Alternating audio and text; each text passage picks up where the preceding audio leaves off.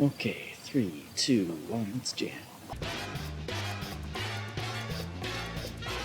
Hi, I'm Edward O for TFBTV, and today we're taking a look at the Jericho 941. So this is a 9mm handgun made in Israel, and there are 3 different sort of variations on these on the market that I'm aware of. You get the Baby Eagle, as it's called from Magnum Research. You get the new Jericho from IWI US, and then you get the Jericho 941, which is what this is, and this is from IWI Israel.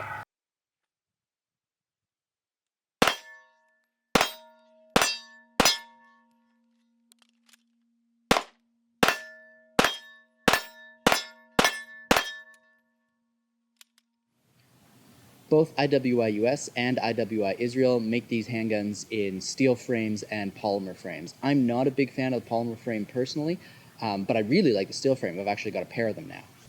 The IWI US version has a frame-mounted safety, whereas the Israeli version has a slide-mounted decocker.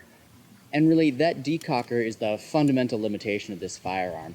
That's the point where most people take issue. The Jericho is built very, very similar to a CZ75. In fact, they take the same mags, although the rest of their components are different. That magazine compatibility is kind of a double-edged sword. It's awesome because it means you can pick up more affordable magazines, you can try out all kinds of different aftermarket manufacturers, but it also means that there's sometimes some reliability issues depending on what magazine it is you're using. So I have a handful of magazines that won't lock the slide back on this handgun.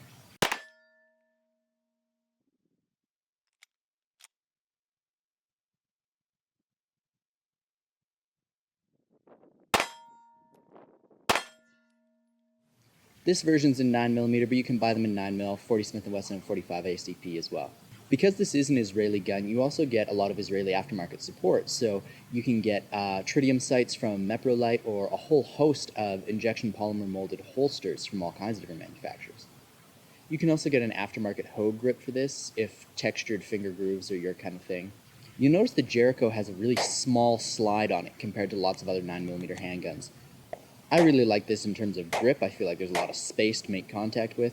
But the limitation of that is that if you are the kind of person who does a press check using forward serrations, there's really nothing to grab onto up here.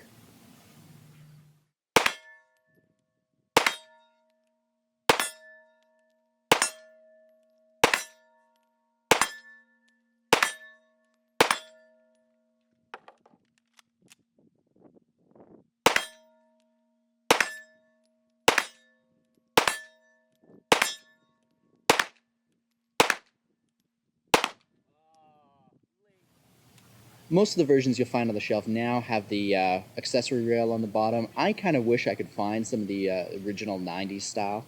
Because that slide-mounted decocker means you cannot carry cocked and locked, now you have all these issues about, are you using your safety? Is your safety on? Or using double action for your first trigger pull?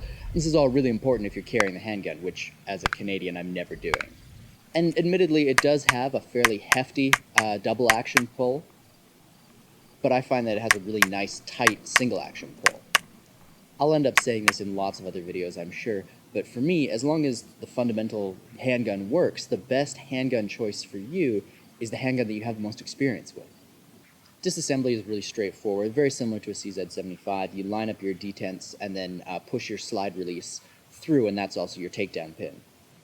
The Jericho 941 was also one of the very first handguns to use polygonal rifling. So instead of a traditional rifling, when you look inside, it looks like somebody pushed an octagon through the barrel. If you look at the slide on this, you can see that it's very, very slim. There's not a lot of mass to it. And really the only point to grip is at the back in sort of a slingshot style maneuver. Fortunately, the slide release on this is a nice large paddle, and I find it really easy to activate. So I do want to talk about my other Jericho, my open gun, that began life as a compact with an extended barrel, because in Canada, anything under 4.1 inches is a prohibited gun rather than a restricted gun.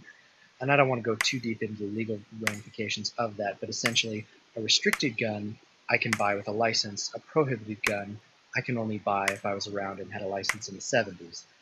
That's sort of the rough and dirty of it. And that Jericho has since sort of ballooned into an interesting project, and something that I really think needs some professional assistance at some point in its future. At this point, it's quite a large gun, and it is an open gun, but it's a little bit ridiculous. However, I do love that compact, and I have taken that to a number of competitions in Canada and in the United States. I was lucky enough to shoot that at the MGM Ironman several times in a row. And like the mil-spec standard, it is a very smooth shooting with firearm. A few stats on these. So my stock Jericho is 2 pounds 6 ounces, while my open Jericho is 2 pounds 9 ounces, even with all the crap on there. But the main reason for that, of course, is that it's got that compact frame and compact slide. The single action pull on both handguns is 3.5 pounds, whereas the double action pull is 10 pounds. I've had this handgun for almost 5 years now and put, oh god, several thousand rounds through it. I'm going to say somewhere between 3,000 and 5,000 rounds. I initially picked up this handgun because I had a Tavor and I needed, obviously, an Israeli handgun to match my Israeli rifle. But since then, it's really grown on me. It's easily the handgun that I'm most comfortable with.